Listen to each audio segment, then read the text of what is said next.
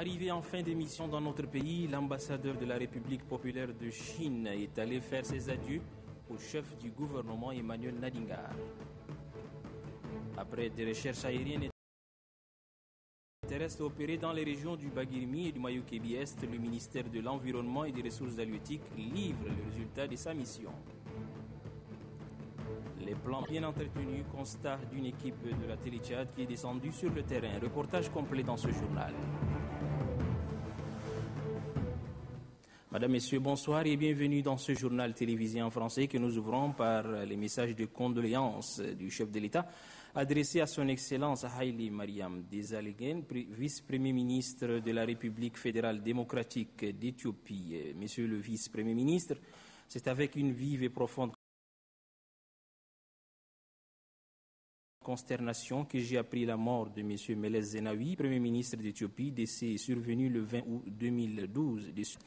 Le Premier ministre Zenawi est un grand homme qui a consacré son temps à la recherche de la paix en Afrique et au développement de son pays. Sa disparition est une grande perte pour le continent africain. En cette circonstance particulièrement douloureuse pour vous-même, pour le gouvernement éthiopien, ainsi que pour laisser au nom du peuple tchadien, du gouvernement et à mon nom propre, mes condoléances les plus attristées. Tout en vous renouvelant toutes nos compassions, je vous prie de croire, Monsieur le vice-premier ministre, en l'expression de notre profond regret. Idriss Déby Itno, président de la République du Tchad, chef de l'État.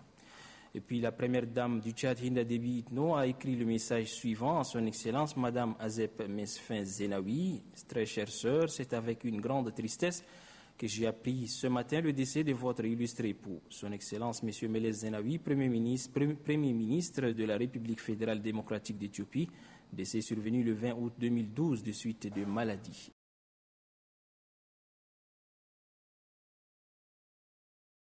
Bouleversé par cet événement tragique, je prends part à votre douleur et vous adresse mes plus sincères condoléances. Aussi, je prie Allah le Tout-Puissant de l'accueillir dans son royaume, qu'il apaise votre cœur et essuie vos larmes. Je vous prie de croire, très chère sœur, en mon affectueux soutien dans cette dure épreuve. Hinda Déby Itno, première dame de la République du Tchad. Et puis ce décret numéro 1365, au terme de ce décret, le général de division Adoum Guelemin Gabgalia est nommé chef d'état-major particulier du président de la République en remplacement de M. Mahamat Tahir Rozi, appelé à d'autres fonctions. Je le disais, le Premier ministre Emmanuel Nadingar a reçu en audience ce matin Yang Wangyu, ambassadeur de la République populaire de Chine au Tchad. Le diplomate chinois arrivé en fin d'émission est allé faire ses adieux au chef du gouvernement, Ramad Dey Hassan. Le Tchad et la Chine continentale entretiennent des relations très anciennes dans plusieurs domaines de coopération. Wang Guangyu, ambassadeur extraordinaire et plénipotentiaire de la République populaire de Chine, est venu faire ses adieux au Premier ministre Emmanuel Nadingar après avoir passé 4 années au Tchad. Le chef du gouvernement et les diplomates chinois ont fait le tour d'horizon de la coopération bilatérale. Des accords ayant trait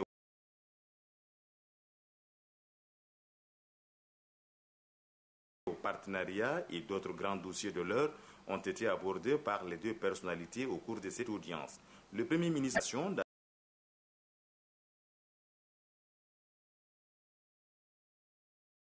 qui existe entre les deux pays avant de relever les questions du Premier ministre, l'ambassadeur de Chine au Tchad. Le diplomate chinois a saisi l'occasion pour rappeler que son pays continuera à appliquer le principe de sa politique d'égalité dans le renforcement de ses relations dans tous les domaines de coopération avec le Tchad. Nous sommes tous les deux extrêmement confiants en l'avenir de notre partenariat parce que ce partenariat est basé sur les principes d'égalité, de non-ingérence dans les affaires intérieures de l'autre et de respect mutuel. Il existe par ailleurs une complémentarité entre nos deux pays sur le plan économique. La Chine est donc tout à fait prête à renforcer toujours davantage ce partenariat d'amitié et tous azimuts avec le Tchad.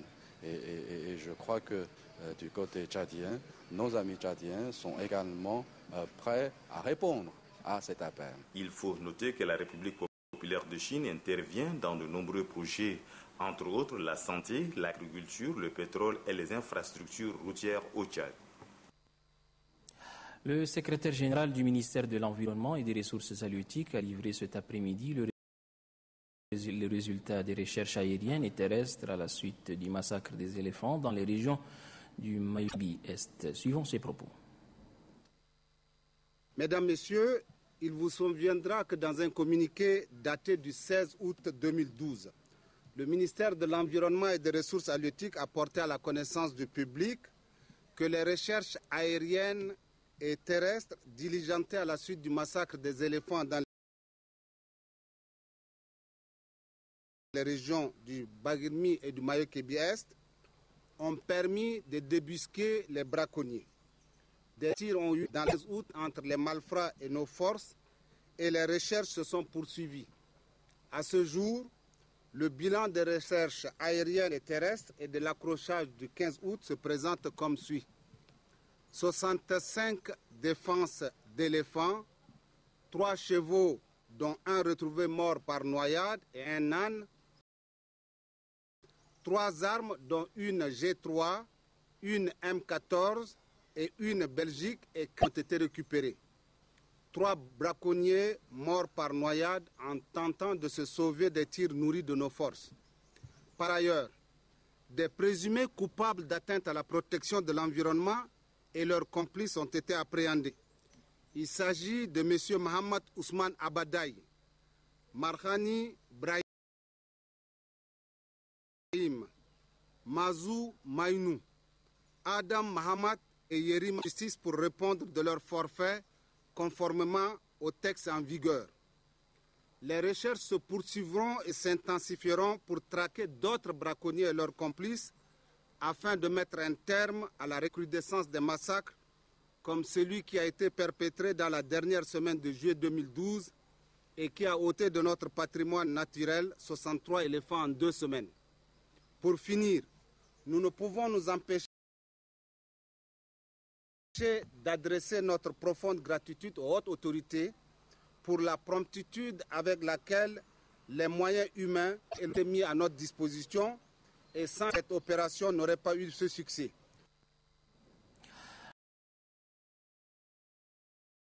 La coordination nationale des démobilisations et des réinsertions des militaires renforce les capacités de son personnel. Un séminaire est organisé à Darda, N'Djamena. C'est une formation de base sur le désarmement, la démobilisation et réinsertion des Djabo. La coordination nationale de démobilisation et de réinsertion des militaires CODEREM entame la phase de la réintégration des ex-militaires. Le personnel de cette coordination réfléchit sur les modalités du retour à la vie civile de 5000 militaires démobilisés au début du mois d'octobre dernier. À cet effet, la coordination a fait appel à un expert de l'agence Inter-Afrique. Après le personnel du CODEREM, suivront les démobilisés eux-mêmes, leurs dépendants et les communautés d'accueil. Le coordonnateur national de démobilisation et de réinsertion des militaires, Mohamed Garfa, relève que cette formation est capitale pour son institution. L'objectif global de PNDRV, à travers la démobilisation et la réintégration socio-économique des militaires, leurs dépendants et les comités d'accueil, afin de créer un cadre favorable au retour de la paix et au développement durable. Le secrétaire général du ministère du Plan, de l'économie et de la coopération internationale, Bachar Brahim Adoum, a situé le contexte de cette formation de base sur le désarmement, la démobilisation et la réinsertion. Il invite les participants à prêter une attention soutenue. Il est donc important que les militaires démobilisés qui ont encore la force physique de suivre des formations à l'effet de profiter des opportunités d'emploi, je vous exhorte, chers participants, à faire preuve d'imagination et d'attention particulière afin de sortir d'ici, munis de connaissances vous permettant de mener à bien cet exaltant exercice de désarmement, démobilisation et réinsertion sociale de nos militaires démobilisés. Le chargé de programme de la Coordination nationale de démobilisation et de réinsertion des militaires a quant à lui présenté l'agenda de la formation et les consignes de travail. Dame Pierre précise qu'à la fin de ce séminaire, tous les participants seront évalués. Un atelier de formation sur le processus d'élaboration du rapport périodique sur le droit de l'enfance est ouvert ce matin ici à N'Djamena, organisé par le ministère des Droits de l'Homme de concert avec l'UNICEF. Cette formation permettra aux participants d'être désormais des consultants avérés en matière de droits de l'enfant. Doba Robert. Malgré les efforts consentis par les organisations de défense des droits de l'homme, l'on observe encore malheureusement la persistance des violences faites à l'égard des couches vulnérables que sont les femmes et les enfants.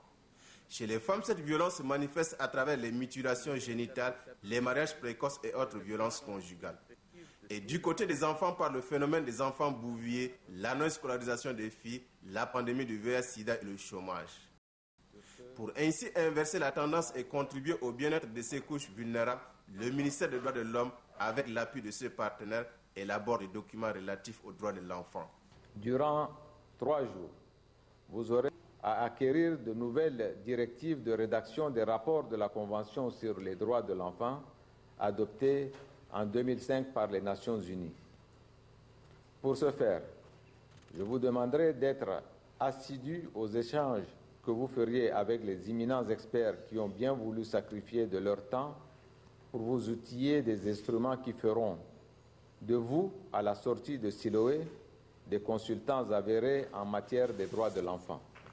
Pour le directeur des droits des personnes vulnérables, ces rapports, une fois élaborés, seront soumis au gouvernement pour adoption avant d'être transmis aux grandes institutions de défense des droits de l'enfant au niveau du système des Nations Unies. Bientôt un plan d'action plus efficace de développement des petites et moyennes entreprises. Une réunion relative à l'étude de la stratégie nationale de développement de ce secteur s'est tenue ce matin ici à N'Djamena, à Doumbé-Hortense. Tous acteurs du développement socio-économique, ils viennent des différents démembrements des services déconcentrés de l'État, des institutions bancaires et ils sont aussi des opérateurs économiques. Ils décident de lutter contre le chômage en montrant la voie de l'élaboration des projets aux diplômés sans emploi et faire l'état des lieux des petites et moyennes entreprises déjà existantes. Cette rencontre vise à élaborer en étroite collaboration avec les services du ministère des Petites et Moyennes Entreprises et les autres acteurs institutionnels un plan d'action pour la mise en œuvre de la stratégie dans le contexte tchadien et sous-régional. Il est ici question de concevoir une stratégie plus efficace de développement des petites et moyennes entreprises. Le focus est mis sur l'environnement des affaires au Tchad. À cet effet, plusieurs thèmes ont fait l'objet des échanges. C'est par exemple les ressources humaines au sein d'une entreprise, l'organisation et l'attribution des marchés et les services d'appui financier qui sont les banques et les institutions d'octroi des microcrédits. Il s'agit essentiellement des services que vous offrent des institutions comme la Chambre de commerce, comme l'AFSET, comme le Conseil national du patronat, comme les bureaux d'études privés, les bureaux d'appui conseil en matière fiscale, comptable, etc.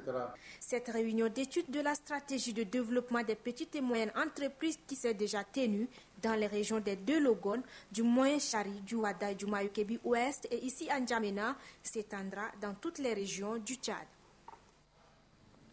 Après 3 semaines de grève, l'UST vient de reconduire le mouvement. Pourtant, à l'issue de la dernière rencontre présidée par le Premier ministre, syndicats et gouvernement semblaient s'accorder sur la mise en application du protocole d'accord. Le gouvernement avait même pris l'engagement de corriger les erreurs des paramétrages à la satisfaction des syndicats. Pour débattre de ce sujet, nous recevons en direct sur ce plateau le ministre de la fonction publique, Mohamed Abali Salah. Bonsoir, monsieur le ministre. Bonsoir. Alors, que revendique concrètement l'UST, monsieur le ministre? Merci pour cette occasion. Il est très difficile aujourd'hui de vous dire exactement ce que l'UST demande. Cependant, en date du 25 octobre 2011, les syndicats, l'UST et la CLTT ont lancé une grève à son temps pour revendiquer une nouvelle grille qui a été adoptée par une comité paritaire. Donc, cette comité avait adopté 3 points sur lesquels il y a l'adoption des grilles, de nouvelles grilles, et l'avancement des pas. Et donc, les revendications entre-temps du syndicat, c'était pour demander au gouvernement d'appliquer ces 3 points. Donc, compte tenu de l'incidence financière de tous ces points, et nous avons eu des rencontres avec les syndicats, à la fin avec l'implication personnelle du chef de l'État, et nous avons fait comprendre aux syndicats, carte sur table, qu'à l'instant où nous sommes, le pays n'est pas capable de prendre en charge tous ces 3 points. Donc, après beaucoup de discussions, nous avons tombé d'accord. Vous êtes tombé d'accord, oui? Oui, sur un seul point,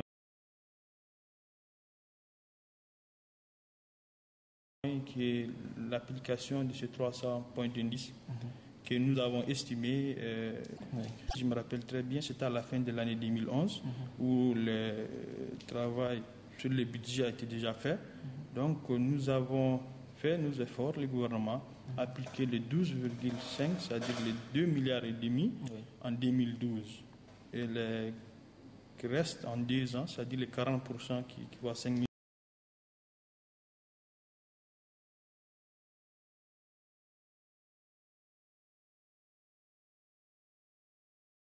milliards en 2013.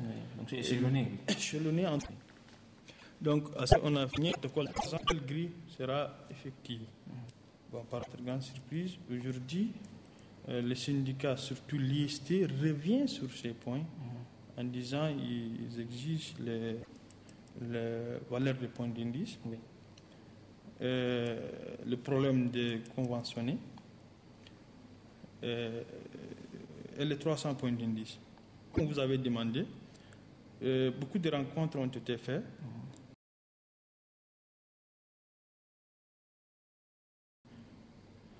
Justement avec la primature, au niveau du ministère de la fonction publique, c'est que l'année dernière nous avons discuté et on était tombé d'accord par un protocole d'accord qu'en 2012 on va payer 12,5 milliards. Donc c'est pas normal aujourd'hui, on revient encore sur le point qu'on avait débattu concernant les valeurs de points d'indice, qui a un coût très important que les 300 points d'indice. C'est ça à peu près les revendications aujourd'hui que l'IST persiste là-dessus. Et nous, au gouvernement, nous pensons qu'avec le protocole d'accord, on peut s'en sortir. Monsieur le ministre, on parle tantôt de suspension des salaires, tantôt de non-paiement des salaires des grévistes. Qu'en est-il exactement? Concernant les suspensions du salaire, le gouvernement n'a pas suspendu du salaire, mais d'après nos textes, nous avons alerté les différents départements pour faire les pointages, c'est-à-dire les textes prévoient que les jours non prestés, c'est-à-dire ceux qui ne viennent pas au travail, verront leur salaire diminuer. C'est ce processus-là qui a été mis en place et que nous pensons que c'est juste. Donc il n'y a aucun engagement pour dire que les salaires sont suspendus ou non-paiement des salaires? Non, pas du tout. Alors, à la santé, monsieur le ministre, officiellement, on n'est pas en grève, mais on constate que certains agents ont suivi le mot d'ordre de l'UST. Est-ce que cette situation ne nous mène pas dans l'impasse? À la santé, c'est vrai, nous avons un syndicat qu'on appelle Syntas au niveau du ministère de la Santé qui s'occupe des agents de la santé et que nous avons aussi constaté que ce syndicat aussi veut suivre le mot d'ordre lancé par l'IST. Cet effet, on avait convoqué les ministères concernés, le ministère de la Santé publique, de l'Action sociale, le ministère des Finances. Nous avons discuté sur ça. Et on a bien dit au Syntas qu'il a signé un protocole d'accord aussi à son temps avec le gouvernement pour une trêve de 3 ans. C'est une trêve sociale, c'est-à-dire dans 3 ans, Syntas ne devrait pas aller normalement en grève. Donc sur ces protocoles, certainement, Syntas a des avantages. Donc au cours de cette rencontre, ensuite le ministère de la Santé en personne a tiré l'attention de ce syndicat pour dire qu'il devrait respecter le protocole d'accord qu'il a signé avec le gouvernement. D'accord. Votre dernier mot, monsieur le ministre? Bon, merci beaucoup. Nous disons au syndicat qu'on soit un peu objectif. Pourquoi on dit objectif? Que les syndicats normalement revendiquent. La plupart disent que la cherté de la vie, les conditions de vie. Oui. Et nous disons que c'est des revendications des valeurs de points d'indice qui poussent au gouvernement d'augmenter les salaires. Oui. Et comme j'ai dit tantôt, nous avons discuté avec les syndicats, on leur a montré carte sur table qu'aujourd'hui, on est plus de 85% des ressources propres du pays, c'est-à-dire sont parties sur la masse salariale. Oui. Sont injectées dans la masse salariale. Oui, et si nous demandons aujourd'hui encore, pour résoudre la question de cherté de vie, d'augmenter encore les salaires des fonctionnaires, moi, je pense qu'on a tendance d'aller au contraire, pour dire que c'est pas seulement la cherté de vie ne concerne pas seulement les 12 000 ou 10 000 fonctionnaires. Oui, oui. Donc, tout ce qu'on dit, nous avons toujours gardé le contact avec nos partenaires, surtout les syndicats, et nous leur disons que ce n'est pas la grève qui peut arranger. Oui. Nous avons toujours dit c'est le dialogue. Oui. Et aussi, il faut prendre en compte les réalités de notre pays. On est tous Tchadiens. Donc, les réalités ne sont pas cachées. On avait toujours discuté avec nos partenaires cartouche stable et que l'État ne peut pas aller en aventure pour satisfaire, peut-être, ou bien pour sursoir à une grève. Donc, c'est ça un mot que j'ai à dire. Le gouvernement reste toujours ouvert au dialogue. Oui, on est toujours ouvert. Merci, Monsieur le ministre, d'avoir répondu à nos questions. Espérons vous retrouver très prochainement sur ce plateau. Merci. Nous allons poursuivre le journal avec cette nouvelle brève. Après quelques mois passés à la tête de la mairie de Faya-Largeau, le premier maire élu démocratiquement évalue les activités menées. Entouré de son staff, le maire s'est dit satisfait du travail abattu par les uns et les autres pendant cette période. Toutefois, il les exhorte à garder le même élan afin de relever le défi qui se pose au cours de cette rencontre. L'équipe de la mairie a adopté son budget de fonctionnement de l'année en cours afin de permettre le décollage socio-économique de la circonscription de Faya. Le maire Haranji Abakar promet tout mettre en œuvre afin de moraliser les contribuables pour accroître les recettes locales. Retour en N'Djamena, où un député du 6e arrondissement vole au secours de sa population. Il s'agit du député Issa Badi qui a offert aux habitants de Moursal et de Paris Congo 2 forages d'eau. Adef Ahmad Benrahman. C'est conscient des difficultés qu'éprouvent les habitants du quartier Moursal et Paris Congo en matière d'accès à l'eau potable que le député du 6e arrondissement Issa Badi offre gracieusement 2 forages d'eau à la population de sa circonscription. Ces gestes viennent concrétiser les promesses tenues, justifient cet élu du peuple.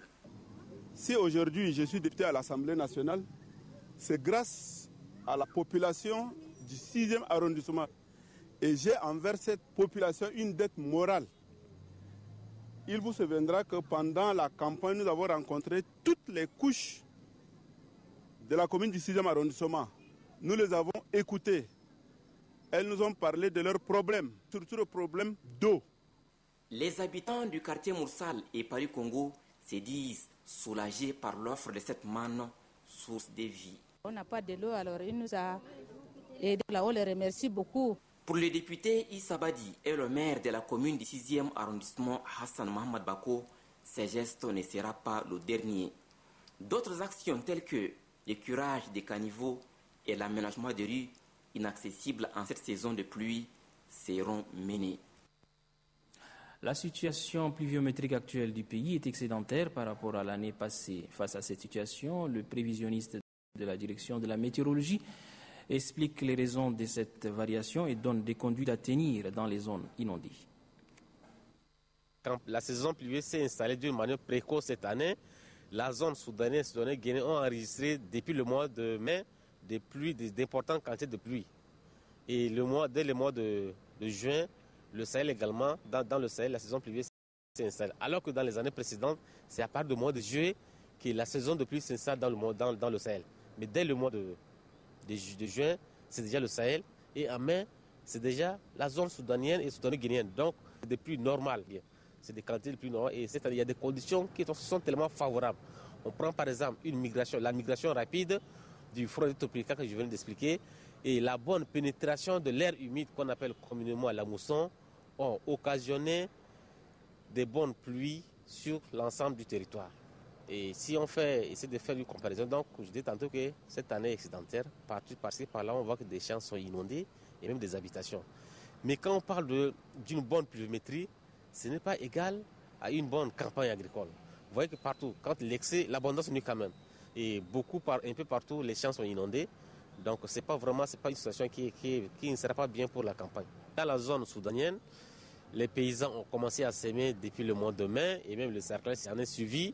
Et vous voyez que maintenant, à partir du mois de juillet-août, les champs sont déjà inondés. Mais ils ne peuvent plus s'aimer les variétés à long cycle. Donc, à long cycle, et même voire même les variétés tardives, ça va être un peu difficile. Mais ce qu'on peut vraiment conseiller aux paysans, là où les champs sont inondés, c'est de pratiquer des variétés à contre-saison. Parce que ces variétés, si vraiment il y a suffisamment de l'humidité dans le sol, et que les bas-fonds, les mares sont inondés, ces variétés peuvent vraiment bien produire. Et aussi, pourquoi pas, pratiquer les cultures de tubercules.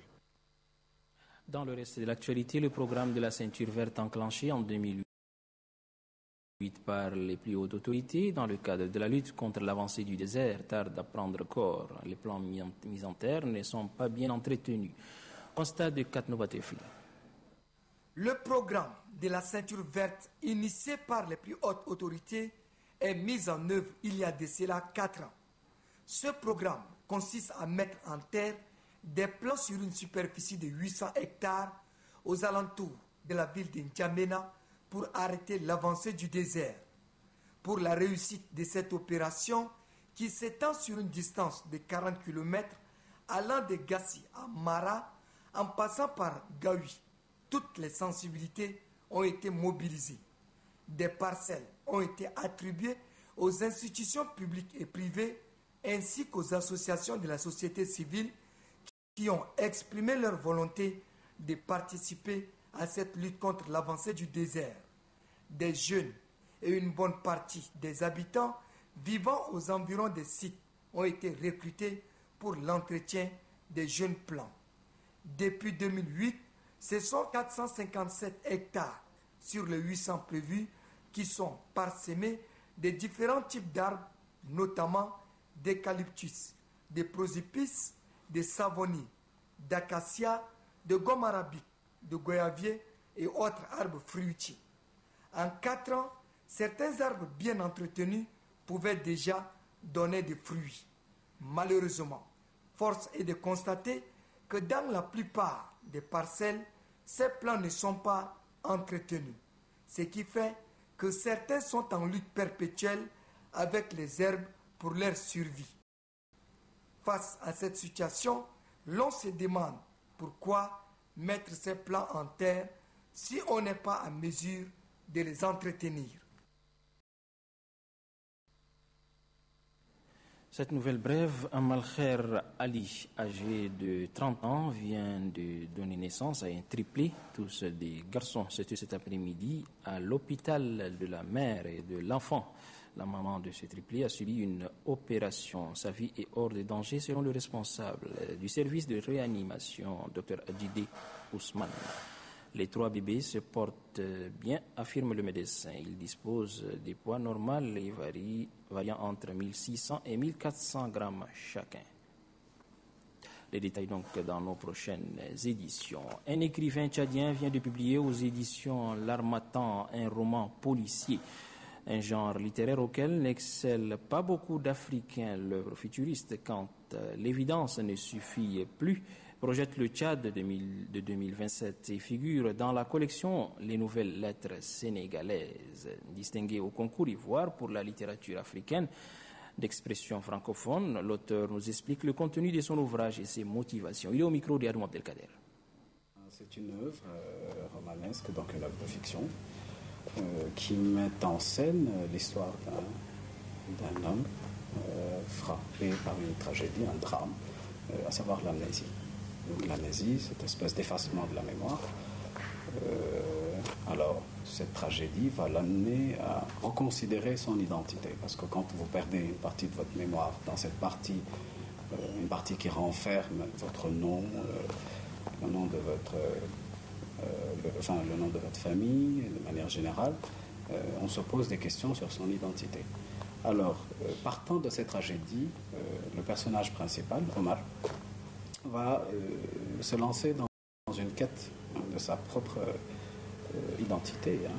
Et dans cette quête, il va avoir à rencontrer un certain nombre de personnages avec lesquels il vivra certaines situations. Et le roman est truffé de certaines considérations métaphysiques, à savoir la philosophie, la religion. Voilà. Donc c'est un bon mélange de tout ça.